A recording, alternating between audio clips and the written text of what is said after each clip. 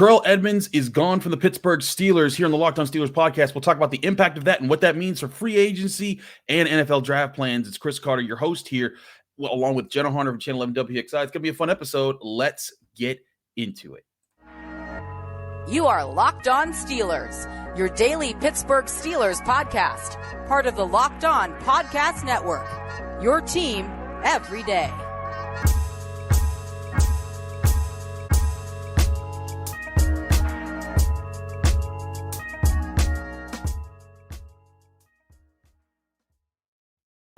Hello and welcome to the Locked On Steelers podcast. I'm your host, Chris Carter, bringing you your daily dose of all things in the Pittsburgh Steelers. As always, you can find this show on your favorite podcasting app and especially on YouTube. Like this video if you enjoyed it. Subscribe to this YouTube channel to get all of our daily Monday through Friday episodes. We thank you for making the Locked On Steelers podcast your first listen every day because we're your team every day. And we're always happy to bring on our Friday episodes. Jenna Horner of Channel 11 WXI here in Pittsburgh. Jenna, it's great to have you back. Chris, it is great to be here as always on a Friday. Just, enjoying the end of the week here. It's great. It is great. Now, it may not be great for Steelers fans who were big fans of Terrell Edmonds because he tweeted out basically that he's out. But I thought it was a positive, like a positive, what do you call that? Disjoining or positive departure from the Steelers. Yeah. He tweeted out, Thursday morning. Thank you, Pittsburgh, for making my dreams come to reality. You will forever be a part of me in my journey. I'm thankful for all of my coaches, teammates, and every fan supporting, and my brothers and all that. So Terrell Edmonds obviously not sore about anything, just probably a mutual thing there. Jenna, what is Pittsburgh losing in Terrell Edmonds, a guy that they've had since they drafted him in the first round of 2018? Well, they're losing a guy that first and foremost, in my opinion, had a really good relationship and a really good rapport on and off the field with Minkah Fitzpatrick. So you're losing that part of your safety duo, your safety tandem, if you will, just in the sense that I know there's so much talk about the style in which Minkah Fitzpatrick plays and why sometimes it's a little bit hard for players to kind of be kind of the counterpoint and to be that, co-counterpart to that style, if you will.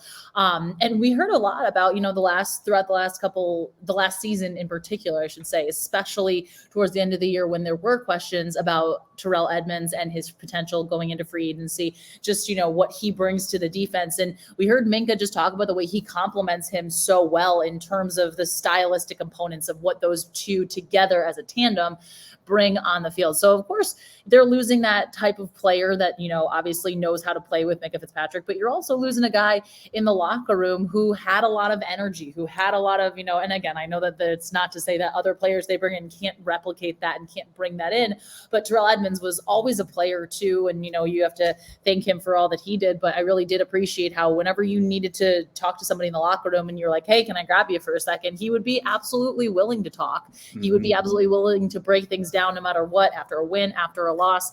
And I think the Steelers definitely miss a little bit of that. Absolutely. And I think that one thing, he made sure to be part of the Pittsburgh community as well. I covered it. What was a vigil turned into a celebration for Damar Hamlin the day that he was let out of the hospital after his incident on the football field. And right there in the event was Terrell Edmonds hanging out with the crowd, taking pictures with people, supporting along with Marcus Allen and other Steelers. But, he hasn't been shy about being part of the Pittsburgh community. He has been shy about being friendly with Steelers fans. I think that's something that definitely you miss there. But you're right on top of the playing aspect. Him and Minkah Fitzpatrick were so smooth together. The communication that they had, the Steelers, there's a couple times here and there they would give up big plays, but most of the time it wasn't because of a misalignment. Every player gets beat at some point. Sometimes you get out jumped. Some guys are faster than you, but the Steelers used to have a problem before Edmonds and Minkah Fitzpatrick went back in the days when it was Sean Davis and Mike Mitchell and that crew.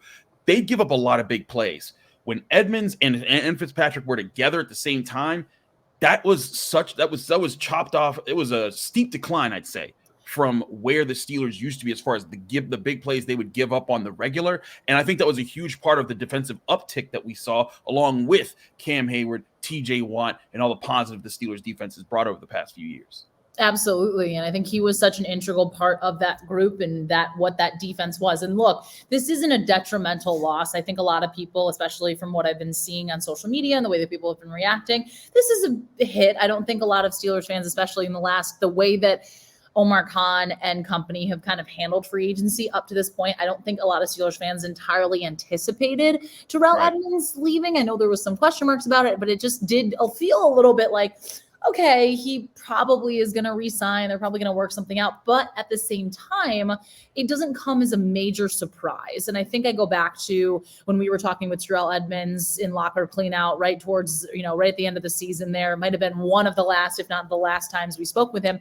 But there did seem like a little bit of, I don't want to say uncertainty, but it did to me feel like, okay, more likely than not, he may not be back. And just the way that he was talking with us, and you never know. And a lot of this is business decisions too. I mean, at the end of the day, this is the livelihood of these players. This is what they're getting paid to do, getting paid to put their bodies on the line. So, I never understand the notion of people being really upset when like someone goes somewhere else for more money, because you would do the same thing if you had the opportunity. If it was like, hey, you can go to a better place here, a better situation.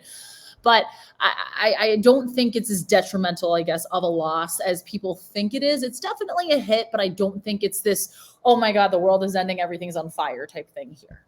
No, I'm right with you. And on the part of the Terrell Edmonds payment part, I bet you this was the center of it, because Terrell Edmonds, he's 26 years old. He's a guy who's been around the NFL for now. He'll be entering his 6th season in the NFL. This guy wants to get paid, and he got good money as a rookie, but then last year was his first contract after his rookie deal. He only made $2.5 million. I imagine the Steelers probably offered him around a similar range as far as what they won. He's probably like, listen, man, if I can get that somewhere else, I'm going to go get it. And again, we're recording this Thursday mid-afternoon, so it hasn't been announced where he's going yet. Some people are thinking the Bears to go join his brother Tremaine Edmonds, which could be possible. But I think this is, part of the thing is that it's the tough business decisions. The Steelers, they've made a lot of signings. They brought in Samalo, they brought in Holcomb, they brought in Peterson, they brought in Roberts, and they're bringing all these guys in. And sometimes that means there's other money that you can't free up to pay other guys long term, especially when you're going to want to get some. You're probably still going to be bringing in some more guys in the near future. So for Terrell Edmonds, like you said, I don't find this this isn't devastating. It's unfortunate, because I think a lot of people saw what he was able to do for the Steelers. Also at the strong safety position, he was a big reason why tight ends used to annihilate the Steelers week in and week out for years. And then you put him out there. He was a guy he could run step for step with Mark Andrews and make him not as a big factor in the game. Again, I don't think it's crushing that they lost him, but he was a solid puzzle piece that was used over the years and used well for the Steelers. Yeah, especially too after the year he had this past season, because I think there was a lot of conversation as the season went along about, oh wow, Terrell. I guess not wow in that sense, but just it was one of those. Terrell Edmonds was having a very steady, very solid season. It wasn't anything, he's not producing an insane amount of turnovers, picking every single guy off, but it was one of those there was a steady consistency from him that I think this year was like, Steelers fans, I know that they've kind of been a little bit up and down on him, because obviously with the first round pick and with the expectations that come along with that, and did he exceed them or did he meet them? You want someone to exceed them, obviously. But I think last year was just kind of that perfect, hey, this is who I am. This is what I am. This is what I bring to this team, that type of season for him. And I think it showed in a lot of really solid ways. But at the same time, if he has an opportunity to go somewhere else and make more money, that's probably going to be the case here, especially after the season that he had, knowing that there had been some up and down seasons prior to a year ago. Absolutely. But with Terrell Edmonds gone, that means there's now a need at safety definitively for the Pittsburgh Steelers. We'll get into who can fill that spot, both on the free agent side and in the draft, because we were just talking about this a little bit earlier this week about maybe some extra secondary guys they can add, and now all of a sudden safety has become a much bigger target, which involves a couple key needs. Before we get to the draft, we'll talk free agency. And before we get to that, I'd love to talk to you guys about our great sponsors at Built Bar. And right now it's March Madness, the Sweet 16, the Elite Eight, they're upon us. And here to celebrate that, Built Bar has their own March Madness bracket with all of your favorite Built Bars and Built Puffs. So it's time to make it count. Go to BuiltMarchMadness.com to vote for your favorite. I'll be voting for the double chocolate flavor. I love the double fudge chocolate. It tastes like a brownie along with the chocolate covering. It's awesome for you. And again, when you're eating these, you're only getting 130 calories, but packing in 17 grams of protein. It's very good for you. It's awesome, and it tastes great too. So go vote for yours,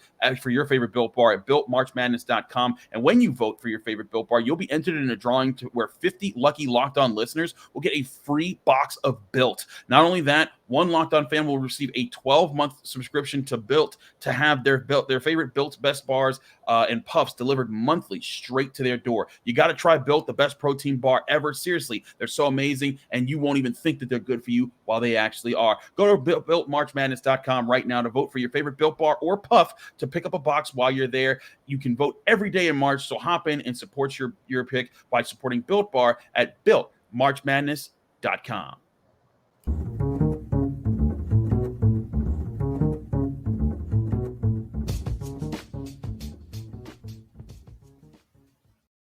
Back here on the Locked On Steelers podcast, I'm your host, Chris Carter, here with Jenna Harner from Channel 11 WPXI.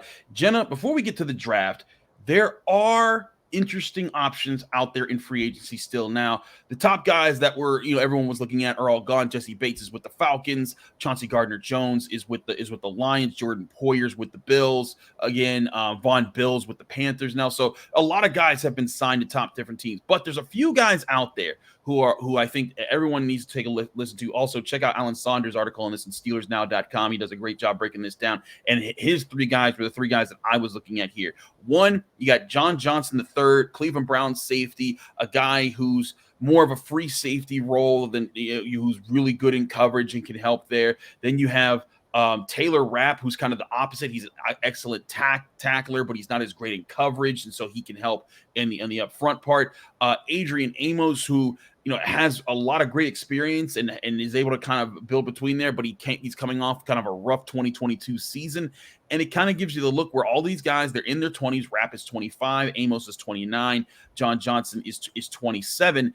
But I think the big question is, Jenna, what kind of safety should replace Terrell Edmonds? Because he was more of a box safety, but Damontae Kazee, he can play free, but he can come up and hit too. Should the Steelers seriously, if they're going to go in free agency, it doesn't guarantee that they are. If they're to go in free agency, would you rather see the Steelers get another box type safety or get another kind of free safety that allows them a little bit more flexibility for who's going to come down and help in the box? Well, I think that's kind of the big question that Omar Khan and his crew are trying to figure out right now. And I think that goes into the whole point about what does this defensive identity want to be, especially in the secondary, because we had talked a lot, and I know we're going to talk about this more, about this team wanting to produce more turnovers, and some of the guys that they've already brought in free agency and the way in which they've been able to, in the past couple of seasons, create turnovers. That's why, to me, I keep looking at Taylor Rapp as kind of a player that has some intrigue, mainly because, again, you talk about making turnovers, getting your hands on the football. I believe the numbers are, let me have them right. He had 12 passes defended and 6 interceptions in just the last 2 seasons, where if you look at Edmonds' numbers, he had 5 and 5 over 5 seasons. So if this is kind of the way and the direction in which Omar Khan and Kevin, or, I was going to say Kevin Colbert, Omar Khan and Mike Tomlin, and those guys in the front office, kind of Andy Weidel too, want to pivot a little bit. I don't want to entirely say pivot, but if they want to focus their attention in that direction, I think Taylor Rapp could be one of those potential guys. But it is really intriguing just to kind of see how Edmonds' departure does really reshape, if it's going to reshape anything. Do they want to go get a guy that's kind of similar to the way in which he played? Because, again, it can complement Minkah Fitzpatrick's style really well. Or do you kind of find a guy that might be a hybrid between both, or maybe another guy that is kind of more of that free safety type where you can have him and Minkah kind of working in tandem in that way, and what that's going to look like and how they'll sub Kazee in certain packages and things along those lines as well.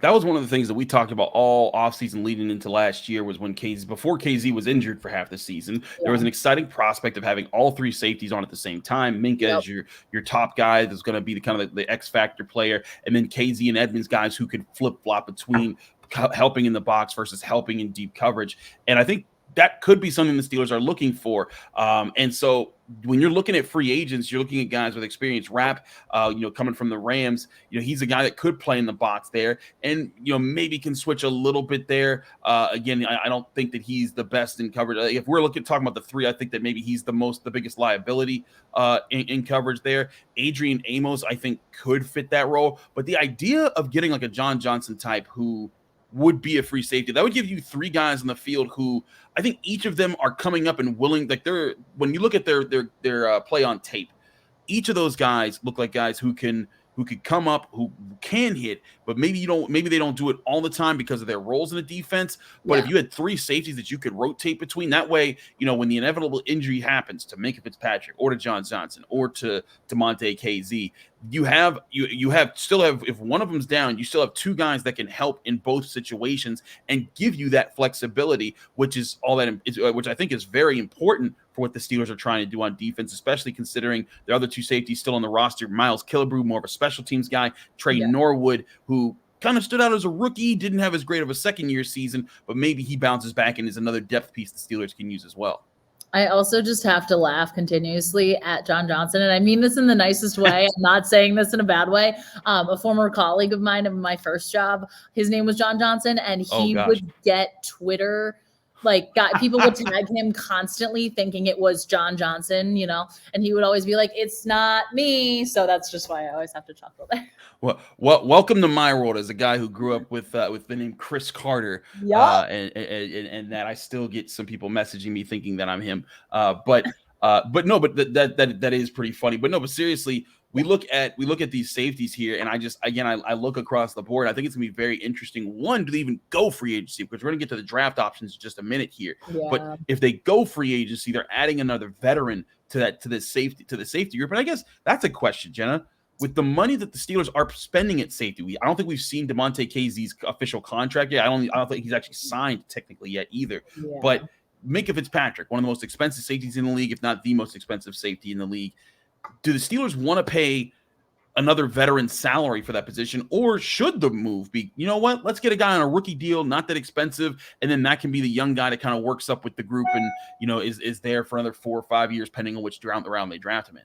Yeah, and I think that's going to be kind of crucial. I know we're going to talk about the draft in a little bit, but where do you kind of want to allocate your resources, and what does this do now? How much does this change their draft plan, and how big of an impact does this have? And obviously they are well aware, and they're working, we don't have half the insight into what's going on behind closed doors at the Steelers facility now in terms of how they're thinking they're going to, reshape things here and what route they're going to go. But that is a really good point where it's do you want to entirely spend that money on a guy in free agency? And depending on how much you're going to get him for, if you can get him for an Edmonds-like salary, sure, absolutely. I think a couple $1 million is a really good investment to be able to put down there in that way. So you don't have as many glaring quote unquote needs when you go into the draft. But at the same time, is this kind of that direction they're going to go now, where, hey, maybe we do want a guy in the first round here, maybe a second rounder that's going to kind of fill in and work alongside Minkah Fitzpatrick and then rotate in and out with Damontae Kazee? And how big of an impact would that be on a younger player versus potentially a veteran here? Yeah, I think that's a big question there. The balance that is there. You have veterans. Maybe veterans can help a rookie in that situation. I think those are all good questions. And that's, again, where Omar Khan, Andy Waddle, and Mike Tomlin, they're going to have to decide what is the best approach here to do that. We've been talking a lot about those rookies. We're going to go over some of those NFL draft options because I know there's a lot of Steelers fans that are screaming into their radio right now, wherever their headphones, wherever they're listening. Just draft Brian Branch. Get to the point, Chris. We're getting there. Trust me.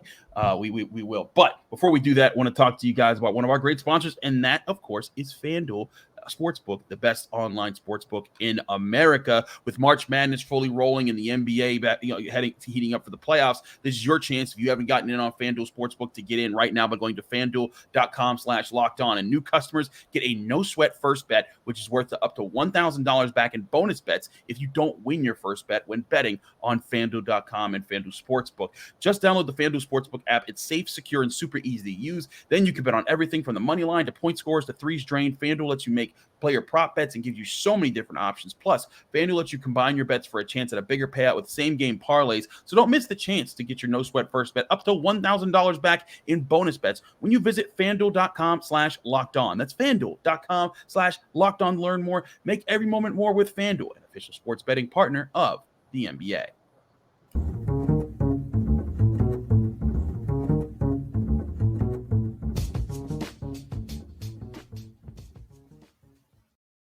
Back here on the Locked On Steelers podcast, I'm your host, Chris Carter, here with Jenna Harner of Channel 11 WXI. Jenna, we've been pushing off the draft this whole time. It's time we'll go over some names here. Now, the obvious one that we don't really need to introduce too much is Brian Branch. Of course, Brian Branch, the star safety slash slot option for the Alabama Crimson Tide. He spoke at the Combine about wanting to play with Minkah Fitzpatrick and about how cool that would be. A lot of people have looked at him. You know, he doesn't have the best Combine numbers because he's not the fastest, but you look on tape and it's like, yeah, that guy knows what he's doing out there. He's jumping between several different roles. He's helping everywhere. He's kind of a captain leader on the field type of guy. And it makes a lot of sense now. I think a lot of people were trying to make this happen beforehand, but we didn't know what the Steelers secondary would look like. But now, as you're sitting here and your best slot corner right now is still Arthur Marlette, and you now know that you won't get back Terrell Edmonds. Is he in your mind, Jenna, the guy that might take first place as far as the guy that all Steelers fans are going to be looking at, and maybe the Steelers should draft over like Joey Porter Jr., Broderick Jones, all the other guys that have been talked about?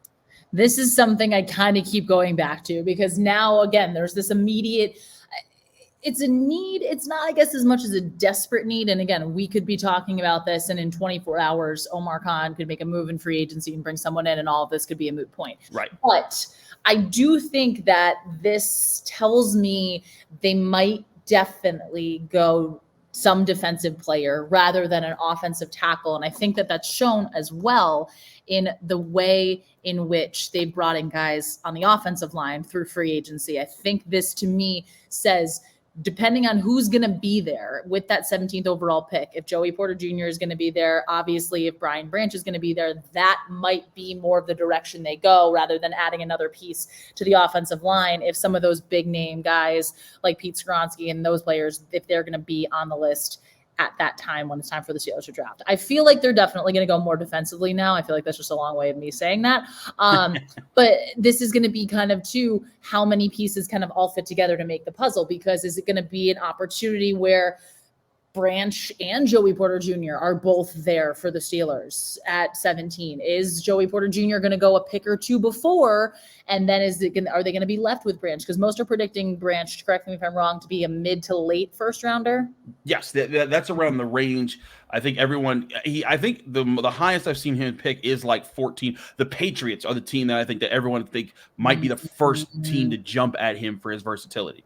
And then I keep hearing too, I know this is a little bit of a tangent, I keep hearing the Patriots, who are the adamant don't draft a running back in the first round. Everyone's like, hey, they might be going Bijan Robinson. So this is kind of the whole thing. Like, you'd never entirely know. But I think for me, this is going to kind of signify, depending on leading up to the draft, if Omar Khan and the front office decide to make any moves with bringing in a safety in free agency, this is going to signify to me that with that 17th pick, they're going to look more in that corner safety, let's shore up the defense route. And I do think that, I know you mentioned Branch talked about potentially playing with Minkah Fitzpatrick. I do think that that would be something very solid for his development, just because, again, we hear the relationship that Najee Harris and Minkah Fitzpatrick have and how the two work together so frequently. They were like the last two on the field at training camp on a consistent basis. And granted, they were both dealing with some injuries there.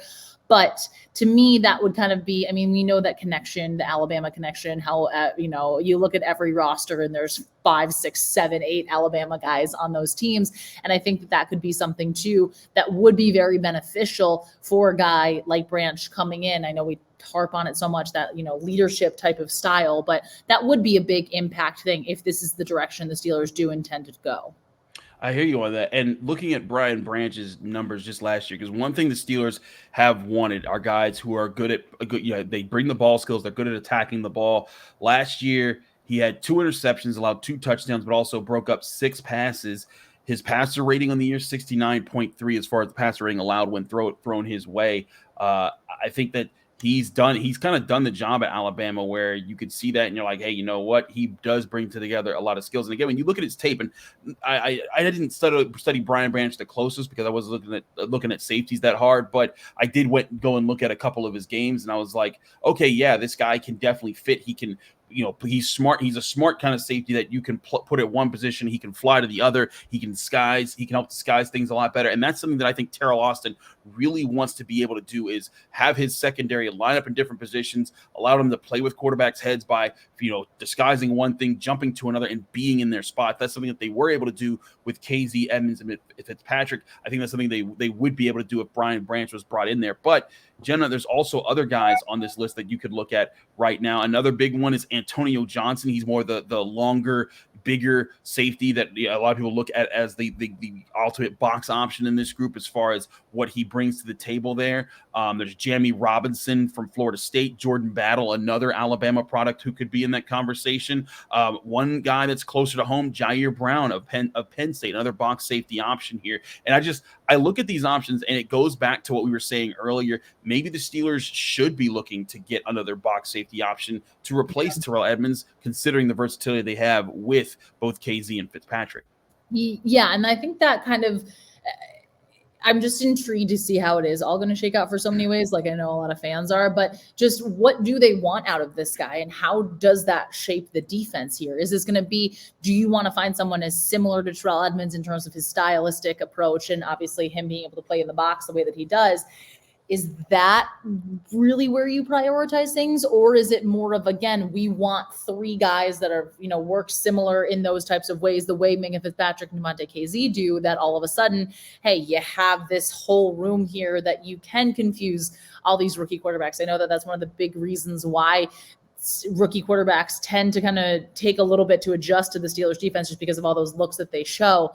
And what is the approach going to be here? How do you want your secondary to really take shape, knowing that right now there are two holes you need to fill? Right. I guess that's the conundrum that's gonna exist there until they find that answer there. And again, there's a lot of different options. Brian Branch would be a guy at the top of the draft you'd probably need to take by the first round. Maybe he slips to 32. But I don't imagine he'd slip further than that. No. Other guys like Antonio Johnson, I expect him to be second round, as well as Jammie Robinson, guys like Jordan Battle, Jair Brown, and other guys out there. Those are all guys I think could be had either in the third, maybe the fourth round if they slip that far. Safety's always a tricky market because it's just like you see with unless you're like an elite safety, people aren't trying to pay for that in the NFL. They're like, you know what? Are you just decent? Okay, well, we're going to pay you this little bit of money, and then we're going to go draft a safety and get a real athlete there. So it's tricky to gauge here. But I guess one of the bigger questions is going to be, maybe the Steelers are looking for a guy. We've talked about this a lot. Maybe they're looking for a guy who is specifically looking to can help with turnover numbers, because that's been such a priority for this team. And my one thinking about Terrell Edmonds coming back is that that's his one thing he really didn't do. He could help against the run. He could help in the slot. He can help on tight ends. He can help on running backs. He can be this puzzle piece to move around. But the one thing he didn't have was ball skills. Yeah. Maybe the person that they're looking at here is going to bring those ball skills to add another ball hawking member to their secondary, so they can continue to just add up players who can create turnovers on their own. Yeah, and again, this is something we've talked about a lot, but when you're in the division itself that has Joe Burrow, Lamar Jackson for the moment, and Deshaun Watson, and then you branch out more and you have the conference with, I was going to say, now we can almost say Aaron Rodgers now. I guess we can say it. I think it's a done deal. Yeah, you have the potential for Aaron Rodgers to be in the AFC. You have Josh Allen. You have all of Justin Herbert. You have these elite quarterbacks in that way. You're going to have to be able to produce takeaways in your secondary. And that is going to be something too that I think you're just going to see this Steelers defense continue to build on and find those type of ball hawking players, whether it is through the draft or through free agency, that they can say, hey, look, this is going to be a big part of what we do. It already is, but it is going to be that much more extensive here because we know that we need to do this in order to hang around in games. We'll see what the move is there. Turnovers, box safety, tackling. What do the Steelers prioritize? Who knows? Maybe by the time that you guys hear this episode, they've already made that decision and signed someone in free agency. But we'll find out. And if that does happen, we'll have an update here on the Locked On Steelers podcast with you guys. So either way, keep up with us. We'll keep you updated with all their moves here. And as we inch closer and closer, more to the NFL draft, more pro days are coming out. We'll get to see more visits from the Steelers top brass and who they're focusing on. They're at Alabama. That's always a big one for Thursday. We'll see how they process everything moving forward and who else will be on their target list. We'll keep you up to date with that. We'll have a new Monday episode of Locked On Steelers. But Jenna, thanks so much for joining us here on Locked On Steelers. As always, let people they can find you, follow you, and get more of your work. Well, thank you for having me. As always, it's always a pleasure to spend my Fridays here with you and with our viewers and listeners. You can find me on Twitter at JennaHarner11, Instagram, Jenna_Harner, and on WPXI locally here in Pittsburgh. You can also stream online and on our app as well.